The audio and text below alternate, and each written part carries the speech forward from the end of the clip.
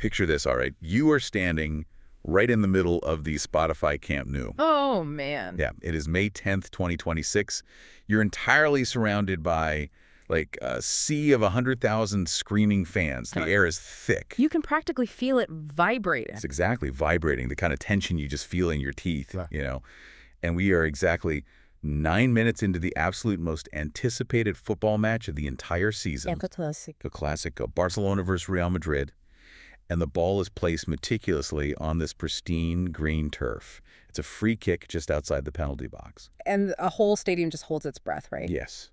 A sudden hush falls over the whole place. It's that terrifying, breathless, like, fraction of a second, right before the referee blows the whistle. The player steps up, he strikes the ball, and it curls. That vicious looping arc. Right, a mathematically perfect arc that completely bypasses the Real Madrid defensive wall. And Thibaut Courtois, who is, I mean, objectively one of the greatest goalkeepers of his generation. A guy who's seen literally every trick in the book. Right. He doesn't even dive. He doesn't move a single muscle. He is rooted to the spot, completely frozen in time, just watching this ball bury itself perfectly into the top corner of the net. Just a spectator. Literally.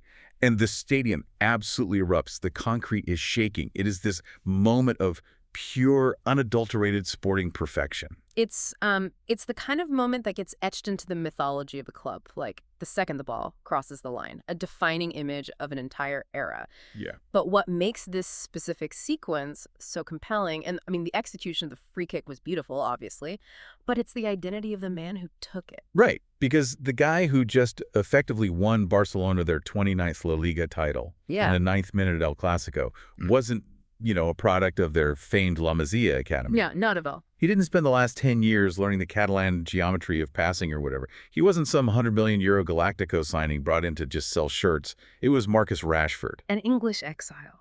Yes, an English exile.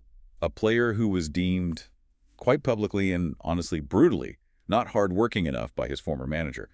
Shipped off on loan. Yeah. Entirely written off. And here he is, delivering the ultimate prize in Spanish football. It's unbelievable. It really is. But the contrast, and we are going to dive incredibly deep into contrast today, is what elevates this from just a great sports moment to, like, an unbelievable human drama. Oh, absolutely. Because while Barcelona was throwing this flawless, beautifully orchestrated title party on the pitch, their greatest rivals, Real Madrid, were quite literally tearing each other apart behind closed doors. Yeah, and tearing each other apart almost feels too polite when you actually look at the raw data we have in this dossier. Too polite. Yeah, I mean, while Barcelona was cementing what will go down as a historic La Liga campaign, Real Madrid had just survived what you can really only describe as a week from hell. A total nightmare. We are talking about a physical, violent altercation at their own training ground, an altercation resulting in a hospital trip for the club captain. Which is just wild. €1 million in disciplinary fines handed out by the front office.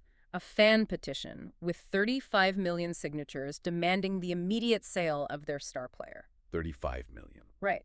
And perhaps most absurdly of all, a captain blaming his severe head injury on a piece of furniture. It is staggering on literally every level. So you might think, you know why this match ended the way it did just by, looking at the box score. Yeah. But we've been combing through an internal research dossier from this wildly chaotic 2025-26 season. And there's so much to unpack. Yeah, exactly. The true story of this title wasn't really decided on the pitch. It was decided by a £26 million price tag, an Italian beach vacation, a really mysterious coffee table, and the total psychological collapse of an institution. It's the ultimate contrast. Right. So our mission today, for you listening, is to understand how one of the most historically significant El Clásicos in 94 years became a tale of two absolute extremes. A perfectly oiled systemic machine versus a total telenovela meltdown. And crucially, what this means for the massive 2026 World Cup in North America. Because that's just weeks away for these guys. Okay, let's unpack this. I want to start with the physical reality of the match itself. Because, it was billed as this grueling 90-minute war. As Clásicos usually are. But effectively, the title was decided in 18 minutes. Yeah, it was a masterclass in tactical ruthlessness. When you look at high-stakes matches, especially title deciders between historic rivals with, over a century of bad blood, they're usually incredibly tense, cagey affairs. Right. Nobody wants to make a mistake. Exactly. Teams sit deep. They are terrified of making the first fatal error. The cognitive load of the occasion usually just paralyzes the attacking flow. But Barcelona didn't play with an ounce of fear. Man. They played with a terrifying, almost surgical level of clarity. We just painted the picture of that Rashford free kick in the 9th minute, right? 1-0, the crowd's already in a frenzy. But then just 9 minutes later, in the 18th minute, they put the final nail in the coffin. And the second goal? We have to break the mechanics of this down because it wasn't just a goal. It was an athletic anomaly. Fermin Lopez plays the ball out wide. And then Dani Olmo does something that you usually only try when you're like messing around in a training session. Yeah. Or playing FIFA. Yeah, video game move. He executes this outrageous blind backheel flick. And we really have to look at the biomechanics of why that specific flick was so devastating. What's fascinating here is how Olmo completely neutralizes Antonio Rudiger. Who is a monster of a defender. Right. Rudiger is world class. He's a 190-centimeter, incredibly physical, hyper-intelligent center back. But defensive posturing requires a player to constantly pivot their hips toward the ball carrier, to prepare for the tackle. Right, you have to square up. Exactly. So by executing a blind backheel without ever telegraphing the pass with his eyes or his body orientation, Olmo exploits the exact half-second it takes for a massive center back like Rudiger to realign his center of gravity. Oh, wow. Rudiger's momentum is going one way, the ball instantly snaps the other way, and he is left literally standing still. He is effectively trapped in his own kinetic energy. That's a great way to put it. He becomes a VIP spectator in his own penalty area. Yeah, just watching it happen. He's just watching. And because Olmo creates that split-second vacuum of space, Ferran Torres is able to step right up and slot the ball clinically past Courtois. 18 minutes gone. 2-0.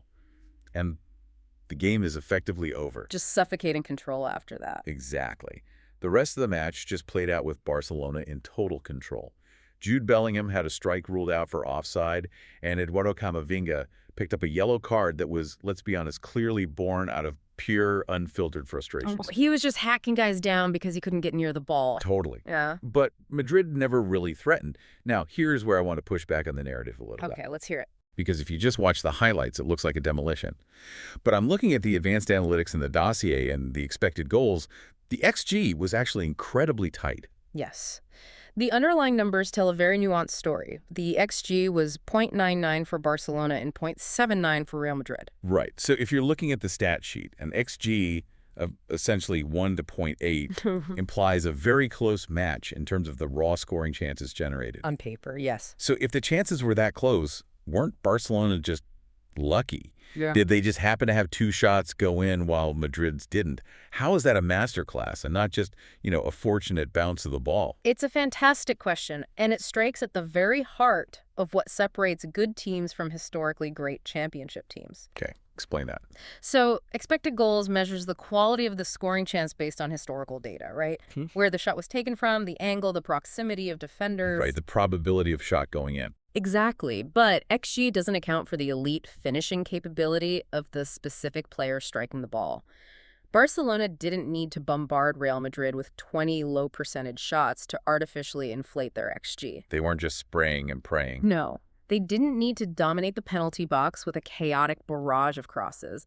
They possessed a razor-sharp, clinical edge.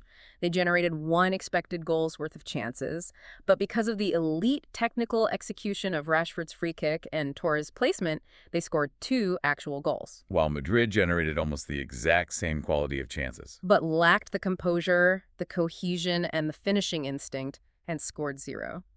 That delta between expected performance and actual execution is where titles are won. That makes a ton of sense. It's the difference between a team that hopes to score and a team that absolutely expects to score the second the ball leaves their foot. The conversion rate of pressure into reality.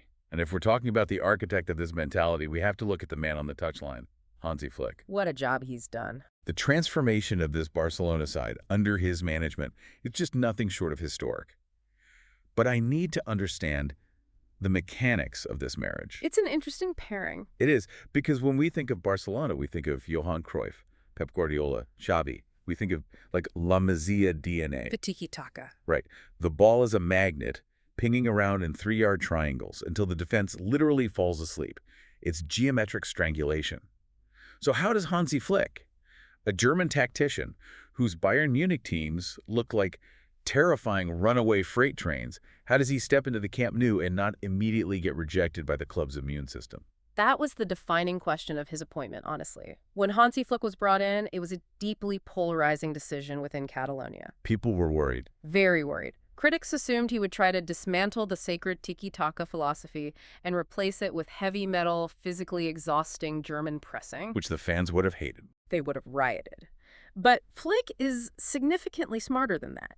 He didn't try to turn Barcelona into Bayern Munich. What he did was synthesize the two philosophies. A hybrid approach. Yes. He kept Barcelona's elite technical brilliance, the ability to manipulate the ball in impossibly tight spaces, but he injected it with a German, highly systemic efficiency. So it's not just possession for the sake of possession anymore. Exactly. Instead of possessing the ball just to rest, he weaponized their passing into aggressive vertical transitions.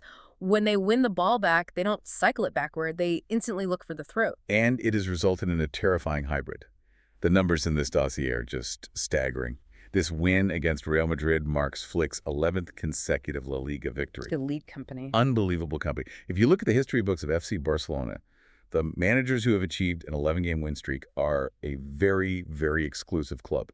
We're talking Tito Villanova with 11, Luis Enrique with 12, Frank Rijkaard with 14. And Pep Guardiola, who did it twice with streaks of 11 and 16.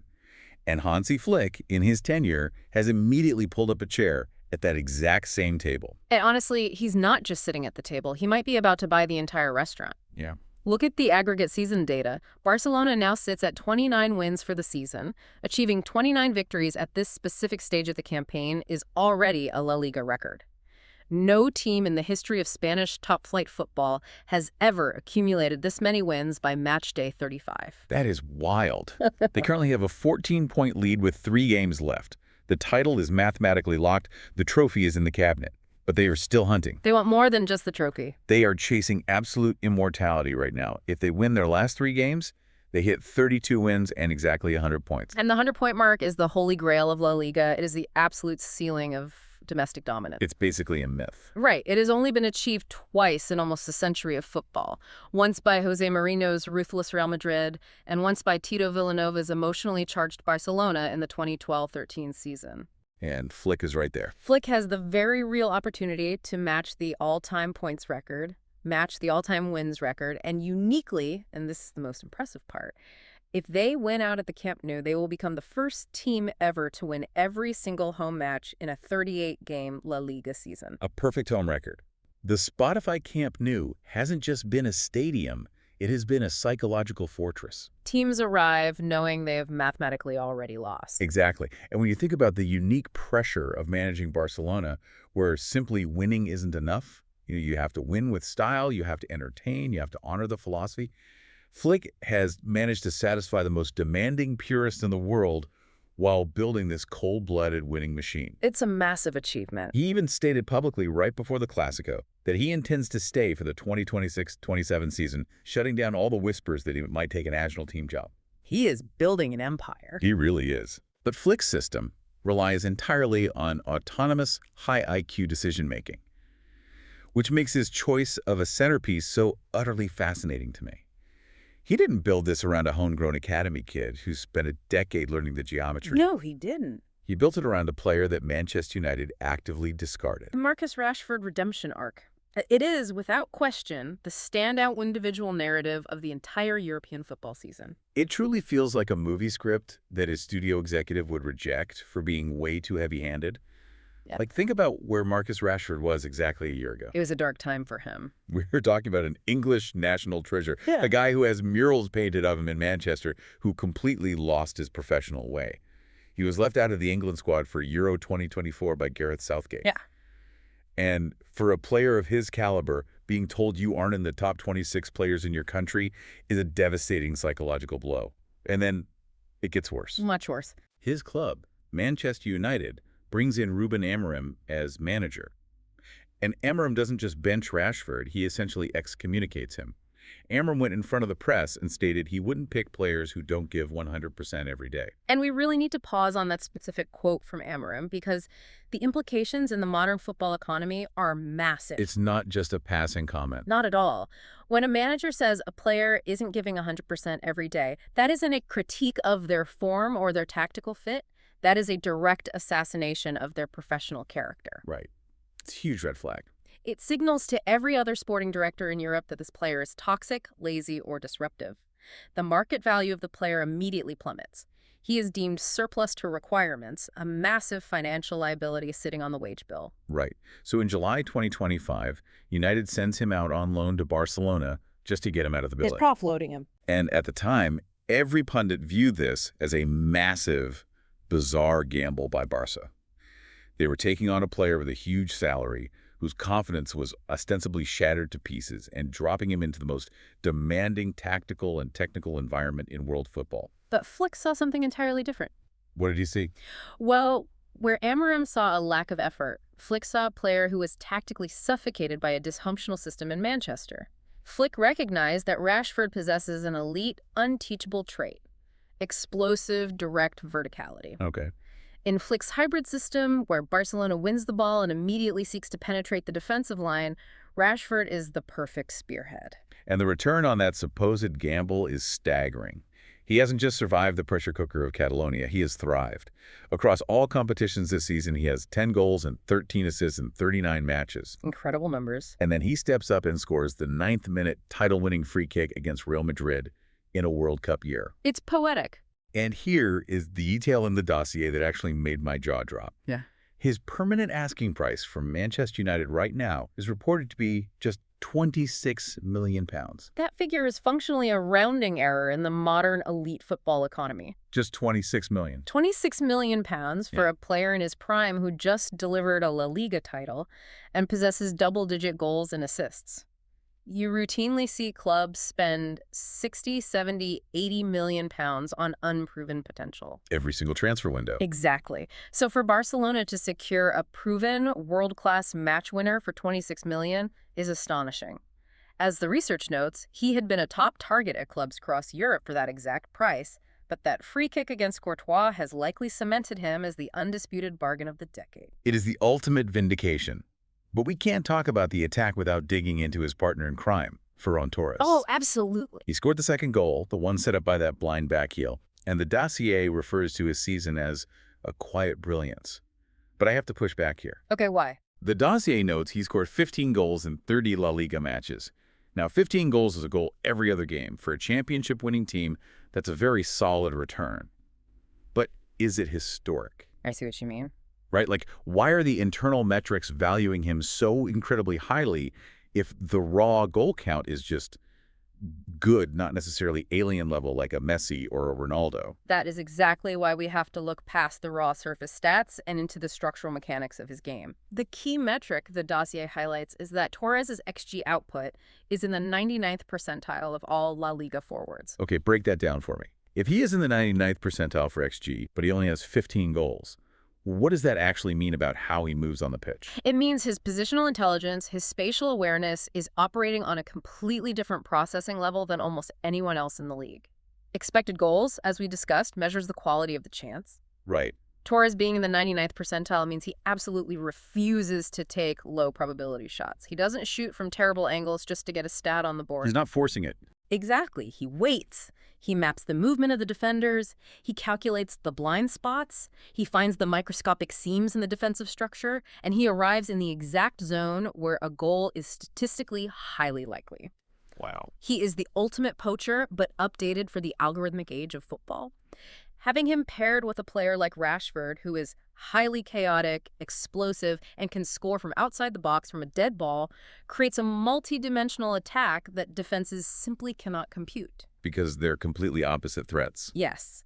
You try to cover Rashford's speed, and Torres quietly drifts into the space you just vacated. It's a perfectly complementary partnership. And then you add Dani Olmo to the mix, who provided that unbelievable backheel assist. Such a great trio. The dossier mentions Olmo had a really rocky start to the season. There was a highly publicized, controversy-laden registration saga early on, dealing with Barcelona's infamous salary caps and LaLiga's strict financial rules. The paperwork nightmare. Totally. But the front office figured it out. He settled in, and the chemistry is flawless. You have this cohesive, firing, deeply synchronized unit. Which brings us to the ultimate contrast of this deep dive. Oh boy, here we go. Because if Barcelona is a perfectly tuned symphony orchestra right now, Real Madrid, going into this match, was a garage band where the drummer is actively trying to murder the lead singer while the amplifier is quite literally on fire. The week from hell. Yeah. We use the word meltdown a lot in sports media, usually to describe a bad run of form or a manager losing the dressing room. Yeah, it gets thrown around a lot. But it is genuinely difficult to overstate how deeply and fundamentally chaotic the build-up to this match was for Real Madrid. This wasn't a slump. This was a total institutional collapse. Let's walk through this timeline like we're mapping out a true crime documentary, because it reads exactly like one. We're looking at May 6th to May 8th. This is just days before El Clásico. The absolute worst time for this. The team is at Valdebebas, Real Madrid's pristine, hyper-secure, state-of-the-art training facility.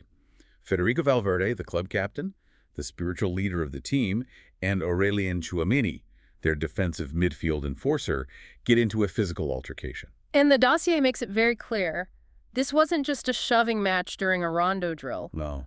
This was a sustained, violent altercation that ends with a hospital visit. Which is insane. The medical terminology used in the official internal reports paints a very grim picture. Valverde was hospitalized with what was diagnosed as cranioencephalic trauma. Cranioencephalic trauma. I mean, that is severe head trauma. That is a brain injury. Exactly. He was discharged from the hospital the same day, but the protocol for that level of injury immediately ruled him out of action for 10 to 14 days. His club season was instantly, violently over. Over, just like that. Real Madrid's front office immediately launched an internal investigation because you cannot have your captain hospitalized by a teammate, and they took unprecedented disciplinary action. They fined them 500,000 euros. That is a combined 1 million euros in fines for a training ground fistfight. But honestly, the fines aren't even the wildest part of this saga. It's the public relations spin that followed.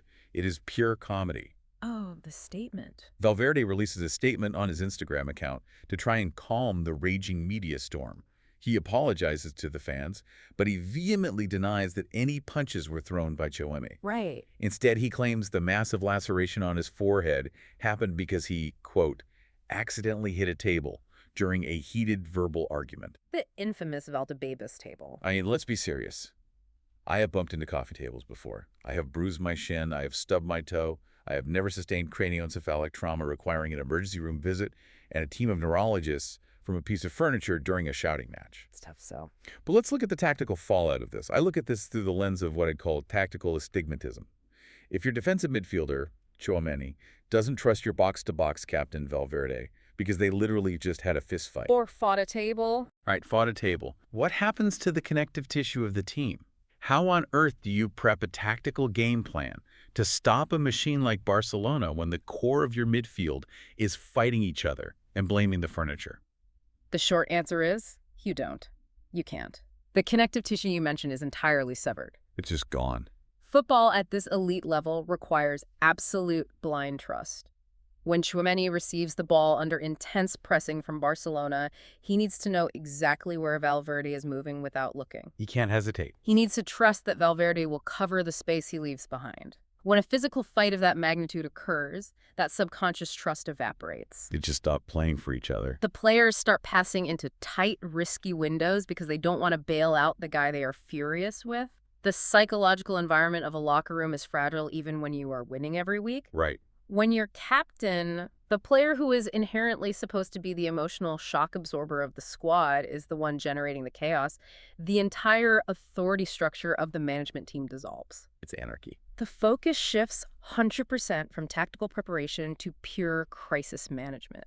When they stepped onto the pitch at the Camp Nou, those players weren't thinking about how to track Marcus Rashford's runs. They were consumed by the incredible, suffocating tension sitting right next to them in the dressing room. And you better believe the fan base felt that disconnect. The fans completely turned on the institution. And that brings us to the absent megastar, the face of the franchise, Kylian Mbappé. Yeah, Mbappe's situation is arguably the most poignant indicator of the absolute disconnect between the club's reality and its supporters' expectations. How so? If you look at his raw output, he is the team's top scorer with 24 league goals this season. Statistically, he's done his job. Sure. But he missed the Clásico. He suffered a left hamstring strain, specifically to the semitendinosus muscle back on April 24th during a match against Real Betis. Which is a legitimate, verifiable medical injury. But the context, the optics around his absence is what sparked an absolute revolution among the fans. Oh, the petition. Before the match even kicked off, a fan petition demanding that Real Madrid immediately sell Kylian Mbappe started circulating online. And this wasn't just a fringe group of angry fans on a forum. This petition surpassed 35 million signatures. The sheer logistical scale of that number is almost difficult to comprehend in the context of sports fandom. Think about it this way, for you listening. 35 million people is significantly more than the entire population of Australia. That is insane. Picture the entire continent of Australia, every man, woman, and child picking up a pen and demanding this guy be fired. Yeah. Real Madrid fans mobilized like a mid-sized nation's census bureau just to scream, "Get this guy out of our club." And we have to ask why the vitriol reached that specific level of hysteria. Why turn on your top scorer so violently? Right. It comes down entirely to optics, commitment, and the perception of suffering. Let's look at the biomechanics of his injury first to understand the timeline. Okay, let's hear it. The semitendinosus is one of the 3 core hamstring muscles. For a player whose entire identity is built on explosive acceleration, we're talking going from 0 to 35 kilometers per hour in seconds. That specific muscle is essentially the brake pad and the accelerator pedal combined. It's doing all the heavy lifting. When he plants his left foot to violently decelerate and cut inside past a defender, the semitendinosus absorbs a massive amount of kinetic force. A strain there means he physically cannot play his game without risking a complete rupture. So the medical science completely backs him up. He has to rest. But it's where he chose to rest that caused the explosion. Precisely. While the club was in a state of absolute burning crisis, while his teammates were hospitalizing each other, while the fans were furious about trailing Barcelona by double digits and losing their dignity, where was Mbappe? He was photographed looking incredibly relaxed on a beach in Sardinia. Right. No, objectively, to be fair to the medical staff, this was a fully approved rest break. He didn't just go OWOL. No, the club doctors knew he was there. They prescribed relaxation to aid the muscle recovery. But, as CBS Sports astutely noted in the dossier, the timing was deemed highly unconventional. That's a nice way of putting it. When the house is visibly on fire, the fans expect the star player to at least be standing in the driveway holding a bucket of water. Exactly. They expect him in the stands, suffering with them. Sunbathing in Italy while your club implodes sends a very clear, very cold message. His priorities were entirely elsewhere. He's checking out. The fan base perceived, accurately or not, that he was preserving his body for the French national team's World Cup campaign, rather than fighting alongside his club for a lost cause in LaLiga. It's the ultimate betrayal to a fan who pays their hard-earned money for a season ticket. And who is left holding the bag during all of this? Who is steering the ship? Alvaro Arbeloa. Poor guy. A former Real Madrid defender who was brought in as an interim coach to stabilize things. And he is completely, hopelessly rudderless right now. The club is 14 points behind Barcelona. This 2-0 loss at the Camp Nou officially confirmed it as their worst title season in recent memory. It's just a disaster. Arbeloa is definitively on his way out. The dossier explicitly states that multiple internal reports indicate a massive managerial change is imminent in the summer. Just picture this locker room. You have a lame duck manager who knows he's fired, an injured and totally alienated star player isolating on an Italian island, and a captain who just fought his own defensive midfielder to the point of brain trauma. If we pull back and look at the structural philosophy of the club, this season highlights a massive failure in what we can call the Galactico paradigm. The Madrid way. Right. Real Madrid historically thrives on the idea of bringing in massive individual egos, the absolute best players on the planet, and trusting that the sheer weight and prestige of the white shirt will force them to align. Just throw stars at the problem. Exactly. They rely on star power to override tactical deficiencies. But when that emotional alignment fails, when the ego supersedes the collective, you get this exact season. You get a deeply fractured locker room and a complete systemic lack of collective resilience when things get difficult. Which is the exact polar opposite of what Hansi Flick has built at Barcelona. And this brings up what I consider the biggest flex of the entire season for Barca. Oh, this is fascinating. The ultimate proof of concept. Yeah. They won this title. They completely dominated El Clásico without arguably the most exciting teenager on the face of the planet playing a single second. Lamine Yamal. Yes, Lamine Yamal. He's just 18 years old, and he has been an absolute revelation. He's the golden boy. But he didn't play a single minute of this title-deciding match against Madrid. This is the most crucial point regarding Hansi Flick's systemic success. Yamal is a generational, foundational talent, the kind of player you build a decade around. Good. But he suffered his fourth injury of the season, specifically another hamstring issue, on April 22nd during a match against Celta Vigo. Before that muscle finally gave out, he had played 3,702 minutes across all competitions this season. Let's do the math on that, because 3,702 minutes is hard to visualize. Yeah. That is the equivalent of playing roughly 41 full 90-minute matches. For an 18-year-old kid, his body is still developing, his muscles are still maturing, and he is playing 41 games against grown men trying to kick him. No wonder his hamstring finally threw in the towel. It's a physiological inevitability. Absolutely. But here's the fascinating part. Barcelona didn't collapse without their star boy. And that is what we can call the post-Galactico paradigm. It is the defining difference between a team that relies entirely on individual brilliance to bail them out and a true systemic machine. The system protects the team. When Yamal went down on April 22nd, panic didn't set in. Barcelona didn't drop a single point. They won every single game after he was removed from the equation. They didn't miss a beat. They seamlessly adapted. They leaned on the positional genius of Torres, the tactical intelligence of Olmo, the vertical threat of Rashford. Flick's system is so structurally robust, so deeply ingrained in the squad that pulling out the single most talented cog doesn't break the clock. The clock just keeps ticking. It is systemic redundancy at its finest. It provides the ultimate visual irony of this Clásico. The two highest profile forwards in the world, the two players who are guaranteed to dominate the Ballon d'Or conversations for the next 10 years.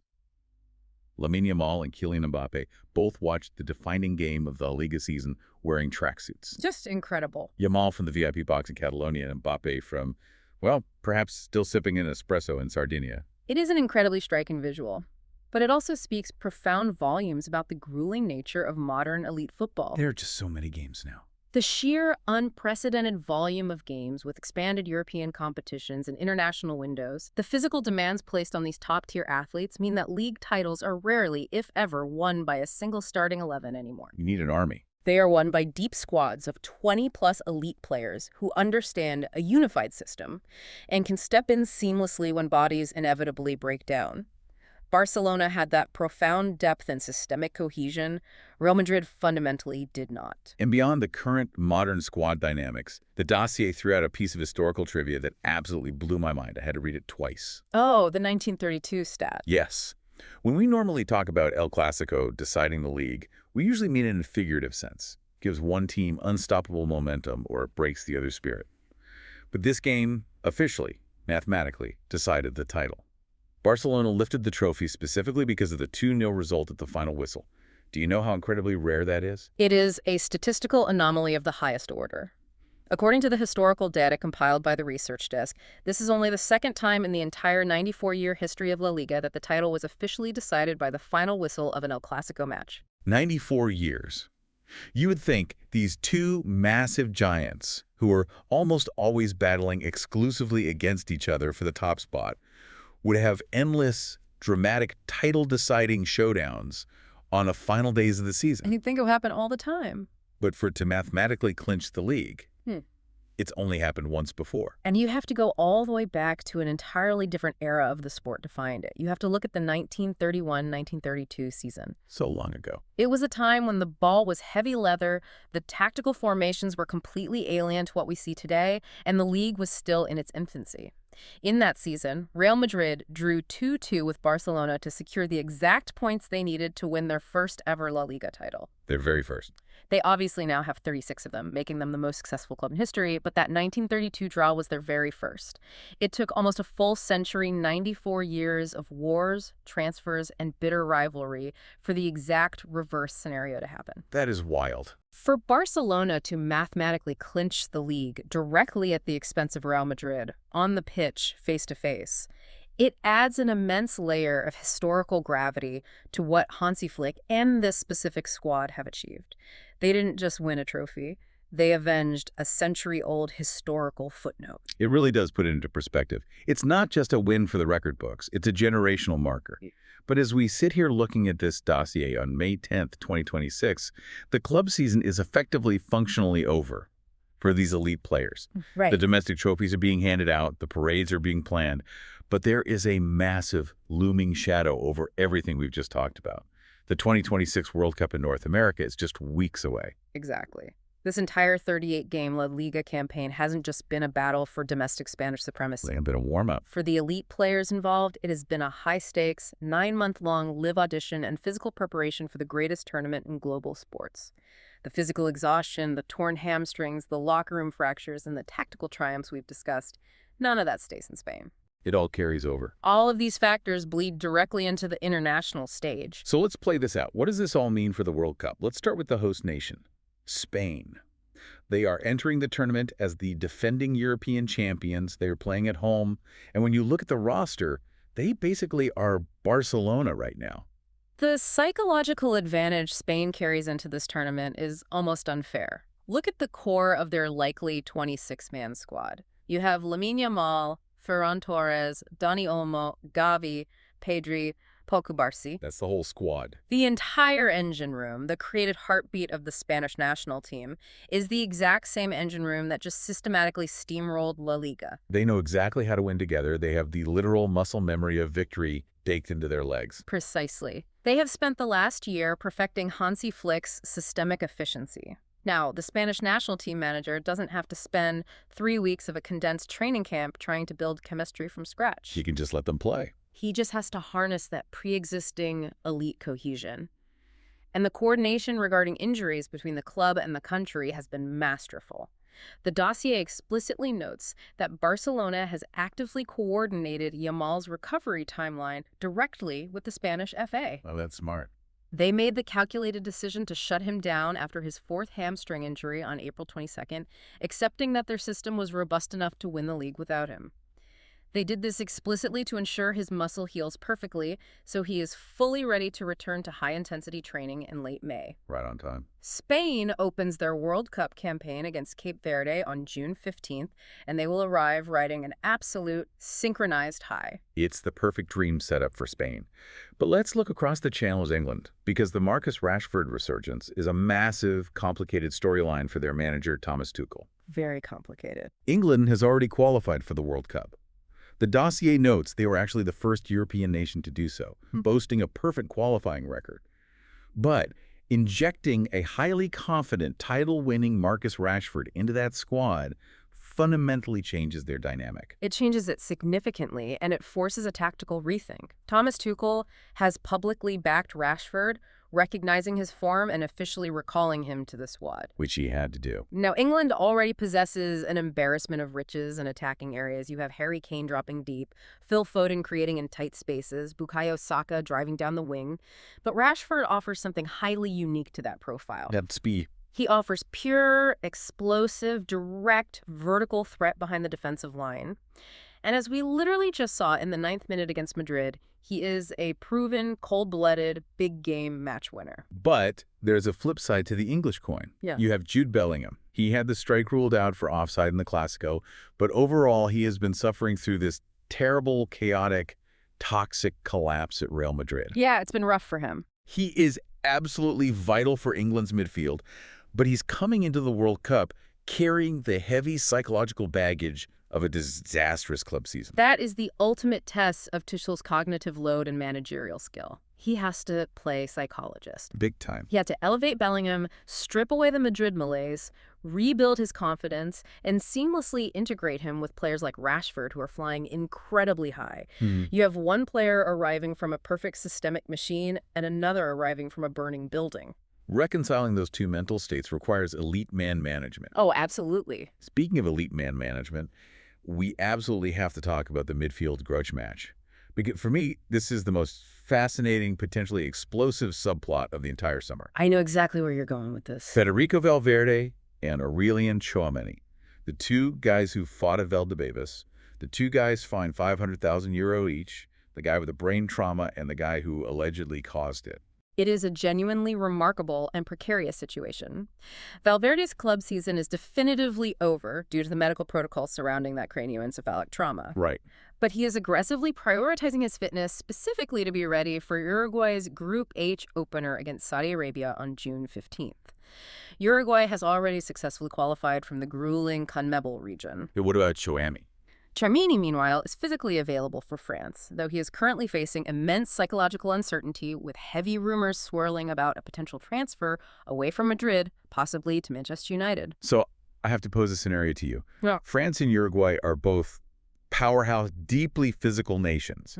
There is a very, very real chance they meet in the high-stakes knockout stages of this World Cup. Oh, it's highly likely. What happens if they do? Does a €500,000 front office fine erase the memory of a fistfight? Does putting on a different colored jersey make you forget? Or are we going to see this bitter, completely unresolved club drama explode on international television with 1 billion people watching? It raises a profound question about the limits of professionalism versus the reality of human emotion. At this elite level, players are heavily trained to compartmentalize. They're pros. You are taught to shake hands, ignore the noise, and do your job. However, the sheer, crushing intensity of a World Cup knockout match strips away a lot of those carefully constructed professional filters. The pressure is just too high. These are two players who occupy the exact same physical spaces on the pitch. They are both central midfielders who operate in the engine room. They will inevitably tackle each other. They will challenge for 50-50 balls. They will battle for aerial headers. They can't avoid each other. If there is even a fraction of lingering resentment from that violent altercation at Valdebebas, a World Cup knockout match is the absolute worst, most combustible place for it to surface. A slightly mistimed tackle, a harsh word in the heat of the moment, and suddenly a localized club dispute becomes a massive international incident. It's a psychological powder keg waiting for a spark. Exactly. I can tell you right now, I will be watching every single micro interaction, every glance between those two if they share a pitch. It's unmissable television. It perfectly underscores the broader takeaway of this entire analysis. You simply cannot separate the club season from the World Cup. They're completely linked. They are not isolated events. The trauma, the injuries, the grudges, and the triumphs are carried over in the bodies and minds of these athletes. Real Madrid's chaos raises genuine, highly concerning questions about the cohesion and mental state of key players for France, Uruguay, and England. Conversely, Barcelona's utter dominance solidifies Spain as a terrifyingly synchronized unit with the muscle memory of champions. It really has been a season of absolute dizzying extremes. For you listening, just take a second to think about the journey we just mapped out today. It's a lot to take in. In the space of one single week in May, we saw a historic, century-in-the-making LaLiga title decided in a ruthless, mathematically precise 18-minute window. We witnessed the completion of a beautiful cinematic redemption arc for an English outcast in Marcus Rashford, whose $26 million price tag looks like a typo. Seriously. And we watched the spectacular telenovela-style meltdown of the most famous football club in the world, complete with 35 million angry fans, €1 million in disciplinary fines, a superstar sunbathing in Italy, and a mysterious, highly dangerous coffee table. It is exactly why we analyze these moments so deeply in this deep dive. Knowledge isn't just about reading the box score to know who won. It's about connecting these disparate dots. The full picture. The physical exhaustion of a grueling 38-game season, the invisible psychological fractures inside a locker room, the subtle biomechanics of a backheel flick, the systemic masterclasses of a German tactician. These are the hidden forces that will ultimately dictate who actually lifts the World Cup trophy in North America this July. Exactly. The game is played on the pitch, but it's one of the details. And we'll be right here to break it all down when that whistle blows. But before we go, I want to leave you with one final, unconfirmed, but incredibly panelizing thread from the dossier to mull over. Oh, this one is good. We know for a fact that Álvaro Arbeloa is leaving his interim managerial role at Real Madrid. The seat is empty. But the internal rumors swirling right now suggest that club president Florentino Perez has been in secret, direct contact for a massive summer return to the Bernabeu with Jose Mourinho. Oh, wow. The ultimate disruptor. Just imagine that reality for a second. Yeah. Jose Mourinho, the undisputed king of psychological chaos, walking into a locker room containing a 35 million signature petition, a broken table, an alienated French superstar, and two feuding midfielders. What happens next? Does he fix it, or does he burn it completely to the ground? Who knows? We'll leave that for you to think about. Thanks for joining us on this deep dive. See you next time.